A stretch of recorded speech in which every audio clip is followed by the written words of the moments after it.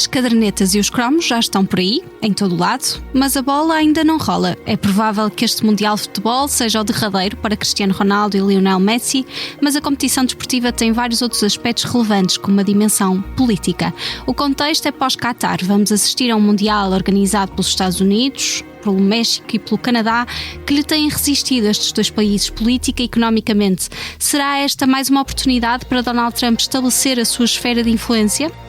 A FIFA não quer a politização do evento, mas o futebol e o desporto nunca foram neutros. Bem-vindos ao podcast O Mundo a Seus Pés. O meu nome é Catarina Maldonado Vasconcelos e hoje converso sobre o aspecto político do Mundial 2026 com Miguel Poiás Maduro, antigo ministro adjunto e para o desenvolvimento regional de Pedro Passos Coelho, cientista político e um apaixonado por desporto, regulação e governação desportiva. Foi além disso o líder do Comitê de Governação da FIFA, Miguel Poiás Maduro. Muito obrigada por aceitar o meu convite. Muito obrigado eu pelo convite. E nos comandos do som está João Luís Amorim. Olá, sou Tony Gonçalves. Sou português, vivo nos Estados Unidos desde os 4 anos e tenho um podcast, The Heart and Hustle of Portugal. Converso com quem está a levar Portugal mais longe, empreendedores, artistas, sonhadores. É o primeiro podcast em inglês do Expresso feito com paixão nacional. Ouça todas as semanas em expresso.pt ou na sua app de podcasts. Vamos, let's go! Miguel Poiás Maduro, a Casa Branca vai tentar, ou está a tentar já, apresentar o Mundial como parte da celebração dos 250 anos dos Estados Unidos e como instrumento de orgulho nacional? O desenho altamente securitário deste evento pode prometer estes objetivos? Os grandes eventos desportivos, e isso está bem estudado, são também instrumentos de promoção política por parte dos Estados que os organizam e dos regimes políticos que governam esses Estados. Isso não é novo, até há uma designação relativamente, sobretudo quando se tratam de regimes com, digamos, com problemas sérios em matéria de proteção dos direitos fundamentais, ou regimes não democráticos. Muitas vezes usa-se a expressão sports washing para dar a entender que estes grandes eventos esportivos são usados por regimes políticos para, no fundo, tentarem apresentar uma imagem ao mundo mais positiva, ou, portanto, aumentarem o seu capital político positivo perante o mundo, para criarem oportunidades de se relacionar com outros líderes políticos globais que vão assistir a jogos, promover redes de influência política a nível internacional e, ao mesmo tempo, também reforçarem o seu capital político interno. Não é? Usam isso como forma de reforço da sua legitimidade social interna dentro dos Estados. E, portanto, isso acontece com todos os tipos de regimes, também acontece com regimes democráticos, menos, porque normalmente nos regimes democráticos existem também instrumentos de escrutínio, de separação de poderes, de avaliação e crítica, por exemplo, mediática no espaço público, que moderam esses impulsos dos regimes para usar os eventos desportivos, e que muitas vezes também leva a que, paradoxalmente, ao que devia ser, usando as palavras não de um presidente da FIFA, mas de um ex-vice-presidente do Comitê Olímpico Internacional, é mais fácil organizar grandes eventos desportivos com ditaduras do que com democracias. Não fui eu que digo, foi um ex-presidente do Comitê Olímpico Internacional, e diz bem da tensão e dos problemas que ao mesmo tempo a organização destes grandes eventos suscita. É verdade que eles também podem servir para promover diálogo no mundo, ou seja, aproximar nações que estão em guerras ou em conflitos, que também podem servir para poder promover, em algumas matérias, valores positivos, direitos humanos, em alguns regimes. Depende muito depois da forma como eles são organizados, das condições com que são organizados e da forma de comportamento dessas organizações desportivas internacionais. Infelizmente, os estudos indicam que eles têm tido mais efeitos perversos negativos do que efeitos positivos em muitos Estados. Neste contexto, é natural que o presidente americano também vá procurar explorar o facto deste próximo campeonato do mundo ter lugar nos Estados Unidos da América para se promover politicamente e usar o Mundial como uma plataforma para promover e divulgar aquilo que é a sua concepção da nova ordem internacional. ele tem feito isso em praticamente todas as esferas, usa todos os instrumentos possíveis, seguramente que vai utilizar o Mundial também nesse sentido. Vê alguma diferença em termos de intensidade ou de objetivos nesta administração norte-americana do que no passado vimos na organização deste evento? Há aqui algum diferencial? Não acho que exista um diferencial muito significativo. Agora, é óbvio que o presidente americano tem procurado explorar muito a visibilidade do futebol para ele próprio ganhar mais visibilidade e mais popularidade noutras partes do mundo, não é? Ele, no fundo, conseguiu que a FIFA lhe desse, em violação do tal princípio de neutralidade política que a FIFA tantas vezes reivindica ter, conseguiu que a FIFA criasse um prémio que não existia, atribuído por um comitê que não se sabe quem, selecionado não se sabe por quem, um prémio para um novo prémio para a paz e que lhe fosse atribuído. E, portanto, isso foi, no fundo, utilizar a FIFA e o mundo do futebol como uma plataforma para a promoção pessoal do Sr. Donald Trump e naturalmente da sua agenda política. E por isso é que isso também suscitou questões sérias da medida em que esse comportamento por parte da FIFA era compatível ou não com o princípio da neutralidade política que a FIFA reivindica ter e que usa tantas vezes para se opor a qualquer tipo de regulação pública ou de supervisão sobre a sua atividade. Portanto, este é um dos grandes paradoxos que a FIFA tem. A FIFA, no fundo, faz uma utilização muito seletiva do princípio da neutralidade política. Quando lhe é útil, reivindica o princípio da neutralidade política para, por exemplo, suspender as equipas e as federações de um Estado em que um tribunal colocou em causa uma decisão da FIFA ou da federação desse Estado, e invoca o princípio da neutralidade política dizendo que essa decisão de um tribunal corresponde a uma violação do princípio da neutralidade política.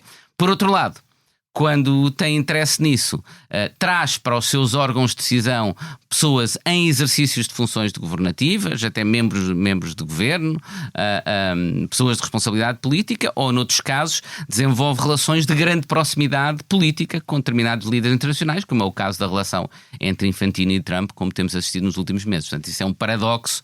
Que lhe dá alguma legitimidade. É uma contradição, claro. Sim. E também vimos o encontro, por exemplo, de Cristiano Ronaldo com Donald Trump, ou seja, há aqui um investimento talvez de Donald Trump nesta popularidade do futebol. Claro, mas aí é natural que Donald Trump procure, e vai fazê-lo aqui neste Campeonato do Mundo com várias equipas, e vai fazê-lo com vários jogadores e com vários atletas, vai procurar explorar a circunstância deste Mundial, lhe oferecer uma plataforma de visibilidade para partes do mundo e públicos no mundo que normalmente ele não tem, e fazê-lo de um ponto de vista positivo, associando-se a atletas que são grandes atletas, associando-se a equipas que são equipas positivas e associando-se a um evento de grande popularidade no mundo. Já aqui falou das nações que foram afastadas. Israel não se apurou para o Mundial, mas a Rússia está impedida de participar. Num contexto mais abrangente, justifica-se usar o desporto desta forma seletiva ou deveria haver critérios mais claros?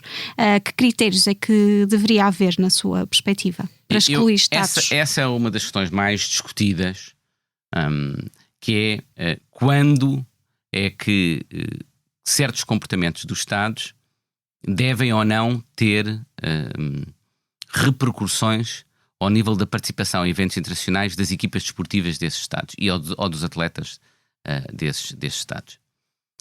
Temos de dizer que, do ponto de vista, e mais uma vez isso também tem alguma tensão com a ideia de neutralidade política. Por um lado, sancionar um Estado através da proibição de participação em certos eventos esportivos parece sancionar desportivamente o Estado por uma razão que é política, ainda que possamos concordar com ela. Essa é uma dificuldade. Mas, por outro lado, muitas vezes esses Estados também estão a usar o desporto para a promoção das suas causas políticas. No caso da Rússia, por exemplo, há muitos atletas russos que são atletas que utilizam as plataformas de visibilidade desportiva para promover as posições oficiais da Rússia.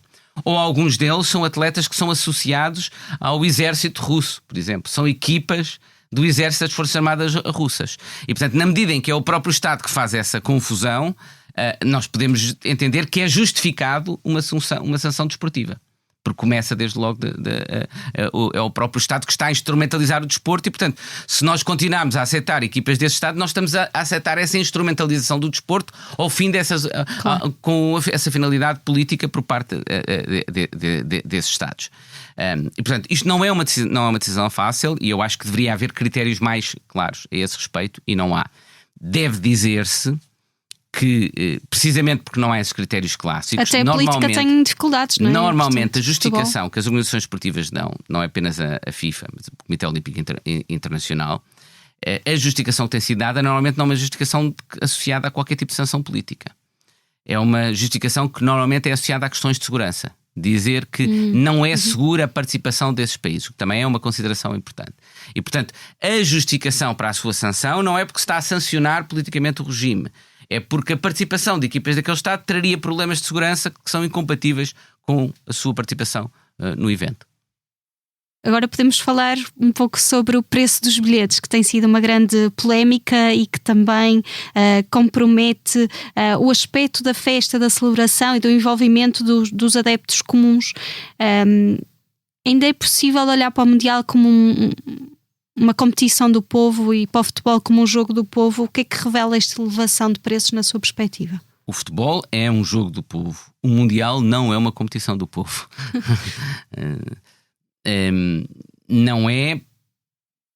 Nós temos de perceber a razão pela qual nós estamos a atingir uma comercialização do futebol e do desporto em geral que arrisca que ele se torne incomportável e, em algumas circunstâncias, inacessível para partes da população, em violação ou de forma contrária àquilo que é o interesse social dessa atividade, que é muito mais largo do que uma elite que o pode financeiramente pagar, ver um jogo em streaming, ou ver um jogo num canal por cabo, ou pagar ainda mais para ir ver um bilhete no estádio.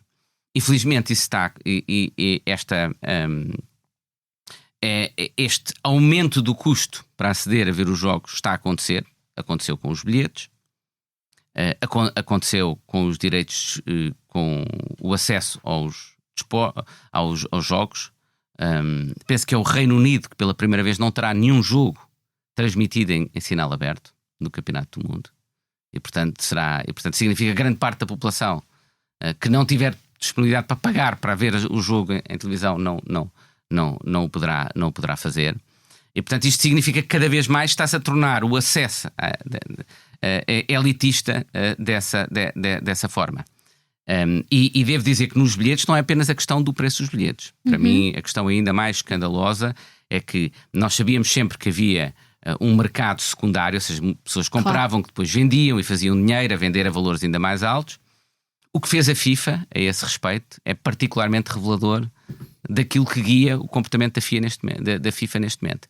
É que a FIFA, em vez de criar limites, e poderia haver limites, por exemplo, exigir determinado tipo de identificação para se poder utilizar o bilhete, há formas de impedir esse mercado negro. Em vez de impedir isso, o que a FIFA fez foi tomar controle desse mercado negro. A FIFA criou a sua plataforma onde podem ser vendidos a qualquer preço. Podem ser revendidos os bilhetes comprados. E portanto há bilhetes que custavam $120 que estão a ser vendidos neste momento a $2.500 nessa plataforma da FIFA. E porquê é que fez a FIFA? Porque a FIFA cobra uma comissão. A FIFA vai provavelmente fazer mais dinheiro com as comissões que vai receber de bilhetes revendidos na sua plataforma do que com os bilhetes originalmente vendidos, com o preço dos bilhetes originalmente vendidos, porque se há bilhetes cujo valor oficial é $120, depois são vendidos a $2.500, mas a FIFA fica com uma parte significativa disso como uma comissão, porque foi utilizada a plataforma, porque só assim é que a revenda pode ter lugar. A FIFA criou no fundo um mercado secundário onde está a fazer mais dinheiro. Mas isto não pode ser legalmente disputado, ou seja, questionado? Não, porque a FIFA tem controle total sobre a regulação do futebol, praticamente total. E essa é que é nós temos de entender que esse é que é o grande problema que está na origem disto tudo. Há um conflito de interesses sistémicos na forma como o futebol se organiza e o desporto em geral. Em grande parte dos outros desportos é a mesma coisa, só que muitos deles não têm o mesmo interesse económico e portanto os problemas não assumem a mesma gravidade, mas eles existem e estão lá na mesma. Qual é esse conflito de interesse sistémico? Por um lado, a FIFA é, precisamente, quem define todas as condições de funcionamento dos mercados associados ao futebol. Quem é que pode funcionar neste mercado? Quais são as equipas, os atletas, as condições fundamentais dos seus contratos de trabalho, como é que se vendem os direitos, como é que se vendem as competições, quais competições desportivas é que podem ter lugar. Tudo isto é controlado pelas organizações de futebol, com a FIFA no topo da pirâmide. É o regulador do futebol. No fundo, os Estados cederam de forma implícita esta organização transnacional, que diz que tem de ser eles que são os únicos transnacional, privada, que não está sujeita a nenhum mecanismo verdadeiramente sério de responsabilização e de controle, cederam a regulação de todo este mercado. Ao mesmo tempo, quem é o principal operador económico deste mercado regulado pela FIFA? A própria FIFA e as suas organizações. Porque as principais competições desportivas são organizadas pela própria FIFA ou pelas suas confederações. O Campeonato do Mundo, o Campeonato da Europa, a Liga dos Campeões. Não há nenhum outro mercado que eu conheça no mundo em que o regulador do mercado é ao mesmo tempo o principal operador económico. Ora, o que é que isto acontece? Leva a circunstâncias como isto que estamos a ver relativamente aos bilhetes. Em vez da prioridade da FIFA como regulador ser vamos garantir que a regulação dos bilhetes é tal que vamos tentar que o maior número de pessoas tenha acesso a isso, ou que os direitos televisivos sejam organizados de forma a que o maior número de pessoas continue a poder ver os jogos de futebol, o que é que vai guiar sobretudo a atividade da FIFA? O seu interesse como operador económico, que é maximizar as suas receitas e os seus lucros. Que depois é esse dinheiro que torna a FIFA altamente lucrativa, que é usado para manter em vigor todo o mecanismo de governação e o sistema de poder que permite um controle absoluto dentro da FIFA. Ao presidente e a uma pequena elite, eu costumo dizer, funcionam como um verdadeiro cartel político, mas isso já nos levaria a uma discussão mais profunda. Mas é esta dimensão económica, de incentivos económicos, que depois suporta todo o regime e todos os outros problemas de governação que vimos no mundo do futebol. Mas dizia há pouco que o futebol ainda é a festa do povo, o Mundial poderá não ser já a competição do povo. Mas pode haver então consequências a longo prazo deste tipo de decisões da FIFA? Claramente que irão existir. Pouco a pouco irá existir uma erosão, porque nós estamos a assistir a duas circunstâncias. A primeira é o acesso às próprias competições desportivas, neste caso ao futebol, aos jogos de futebol, como o incentivo é este de potenciar ao máximo os lucros e as receitas das próprias organizações desportivas internacionais, e são eles que regulam esse mercado e ao mesmo tempo são os principais operadores económicos. Isso vai traduzir-se a que cada vez mais o futebol, para gerar mais receitas, se vai tornar mais elitista e mais difícil acesso a certas camadas da população. Vai ser mais difícil ver jogos. Nós antigamente vínhamos mais jogos em canais abertos do que vemos hoje. Sim. Os bilhetes não tinham correspondência com o que são hoje. E, portanto, vamos continuar a ver. E isso vai começar a afastar determinado tipo de pessoas, que as pessoas não podem ver os jogos. Se as pessoas não, ao vivo ou em televisão, vão começar a perder pouco a pouco. A erosão de interesse vai acontecer. O segundo impacto é que esta estrutura de incentivos está também a levar a cada vez, por exemplo, as competições europeias, a Champions League, cada vez mais é uma competição. Houve uma grande oposição à Superliga. No fundo, a Champions League já é uma Superliga. A única diferença é que a Champions League é controlada pela UEFA e a Superliga era controlada por uma entidade privada. Mas nós há 20 anos, 25 anos, tínhamos 50% dos clubes que atingiam as meias finais da Liga dos Campeões, 50% eram de fora das 5 principais ligas. Hoje em dia estamos a falar de 5%. Portanto, isto cada vez é um número mais claro, concentrado de clubes.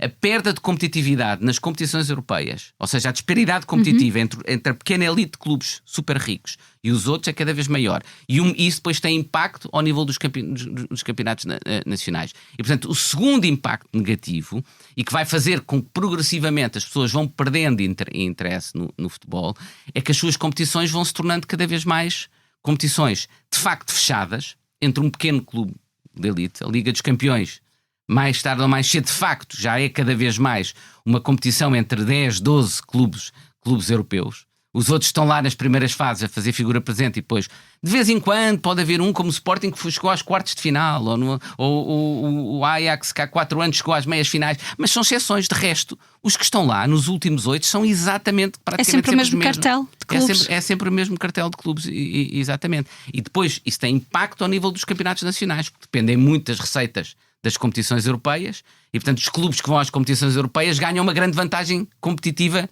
do ponto de vista económico, que usam do ponto de vista desportivo a nível nacional. E significa que a competitividade nas ligas nacionais também está a diminuir de forma enorme. E também isso vai afetar o interesse e o envolvimento do público em geral no futebol. Compreendo. Os Estados Unidos, com Trump, têm tido também um controle mais apertado nas chegadas ao país, na entrada. Por exemplo, a representação palestiniana na ONU foi impedida de entrar no país. É expectável que o governo norte-americano restrinja a emissão de vistos e politicamente motivada esta restrição. Vimos o caso iraniano, por exemplo, com a equipa a ter de se transferir para o México. Eu acho que Donald Trump vai facilitar muito a vinda dessas equipas. Se a equipa iraniana tiver de ir jogar, como por exemplo se qualificar do seu grupo, tiver de jogar os Estados Unidos da América, vai jogar sem problemas. É a minha. E porquê? Porque ele não tem interesse em criar ruído à volta do Campeonato do Mundo. Pelo contrário, tem interesse em que o Campeonato do Mundo seja um sucesso, tem interesse em continuar a alimentar essa relação mútua boa entre ele e Infantino, entre ele e a FIFA, e em demonstrar-se até magnânimo. E ele útil durante esta guerra no Irão, sim, no claro, Irão que tem sido impopular.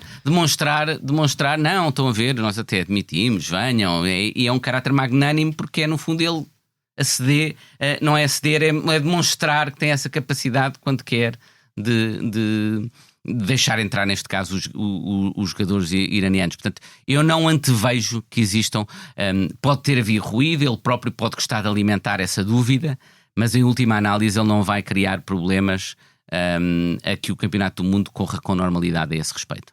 Também alimentou uma certa dúvida de que pudesse, a dada altura, substituir a equipa do Irão pela Itália. Isso foi um rumor de... Ele gosta de fazer isso para demonstrar, porque ele depois transmite, vem a equipa iraniana e vem porquê? Porque Donald Trump deixou.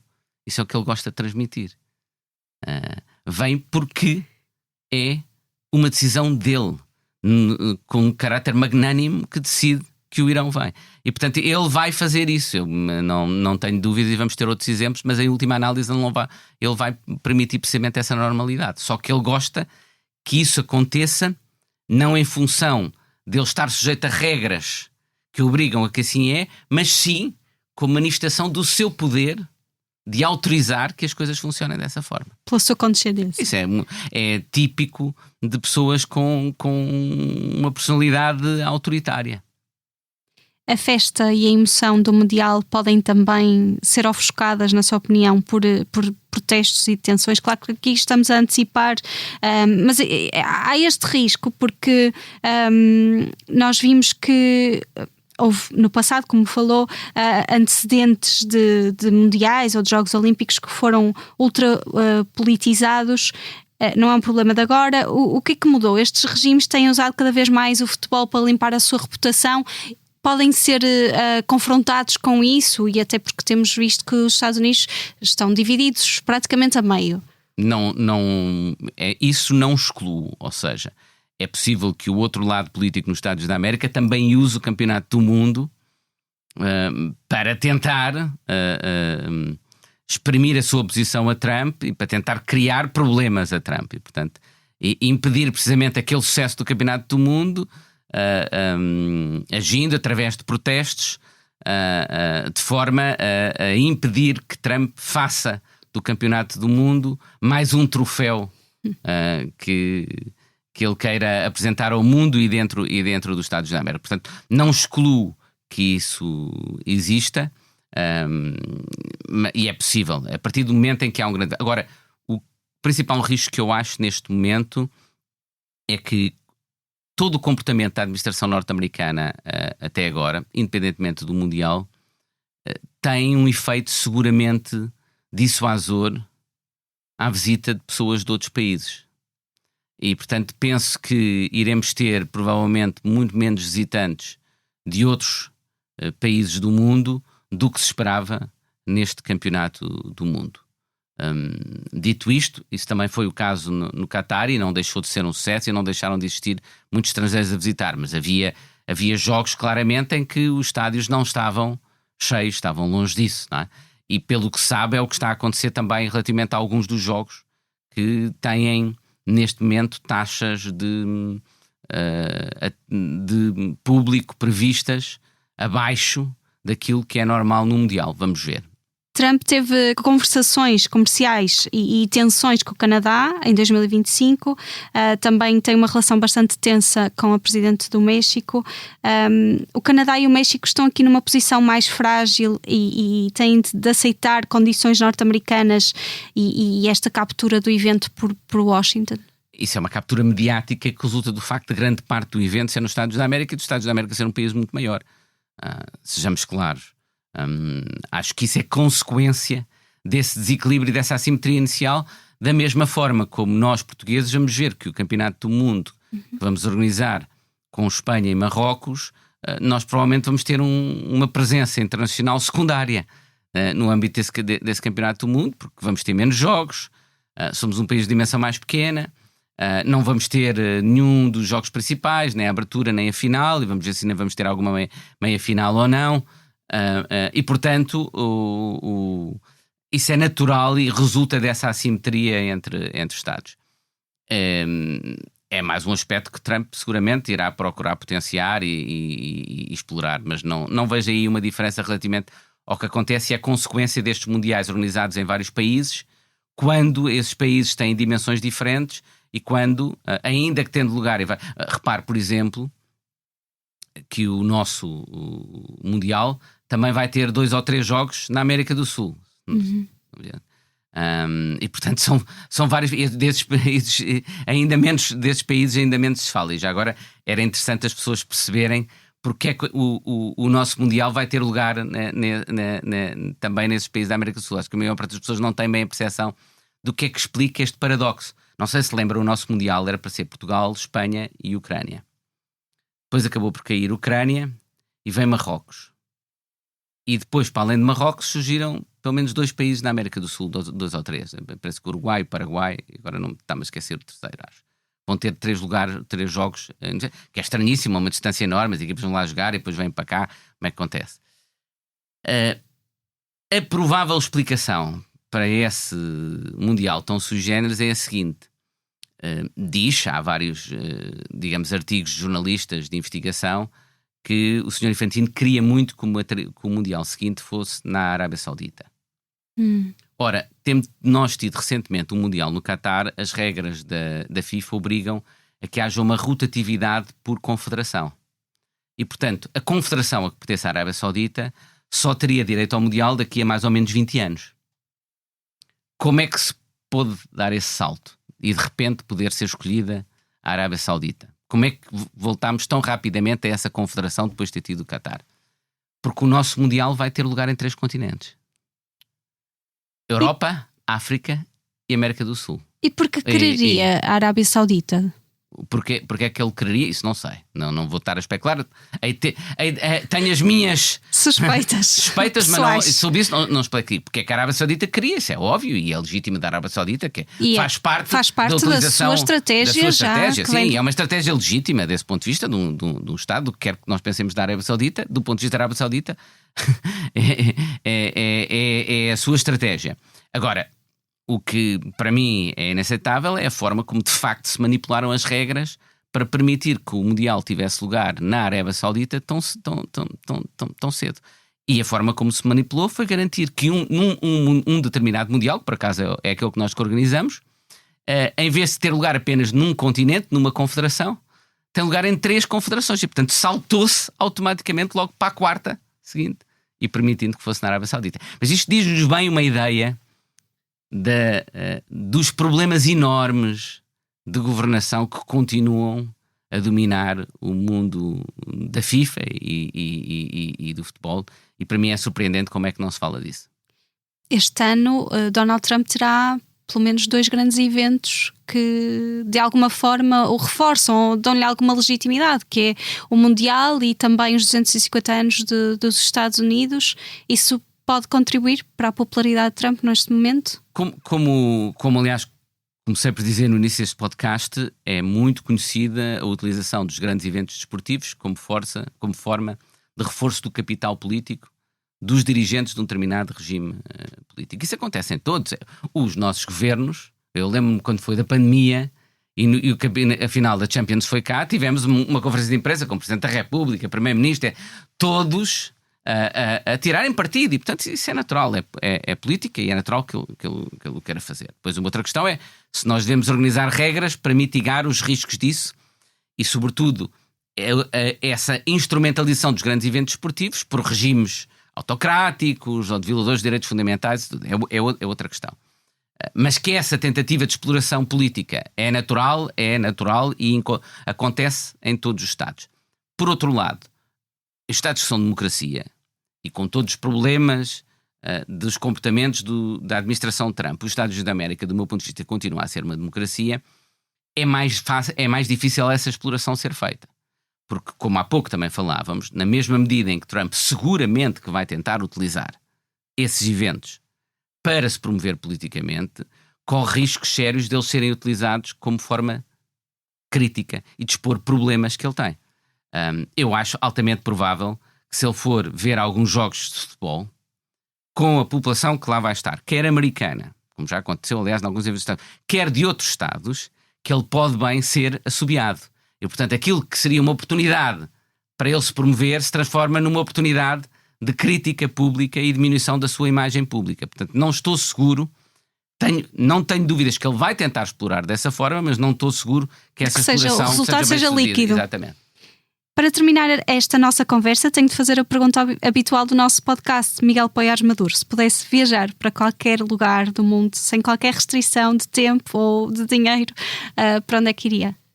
Eu sou uma pessoa que tem tido a sorte de poder viajar muito e ter ido para muitos locais do mundo e muitas vezes faço em trabalho, dentro do meu trabalho académico, para ir dar a alguma conferência, algumas conferências, e depois acabo muitas vezes por tirar partido disso e ficar mais alguns dias e conheci assim muitos sítios do mundo, todos.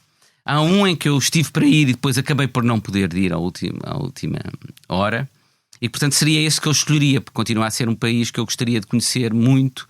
Acho que tem uma beleza natural extraordinária. Já estive ao lado na Austrália, mas nunca estive na Nova Zelândia e gostava de ir visitar a Nova Zelândia. Acabei por não ter tido a oportunidade, tinha tudo marcado, mas depois infelizmente tive de cancelar, e portanto talvez fosse esse que eu entraria num avião agora e iria passar um mês à Nova Zelândia, ou pelo menos 2 semanas. Certamente, mas provavelmente um mês, porque terá. é uma viagem muito longa para se justificar só mesmo por 2 semanas. Certamente ainda terá essa oportunidade. Sim, espero que sim. Este episódio teve os cuidados técnicos de João Luís Amorim. Agradeço muito ao meu convidado. Obrigado, eu. E agradeço a todos os que ouviram. Obrigada por terem estado desse lado. E o Mundo a Seus Pés volta para a semana.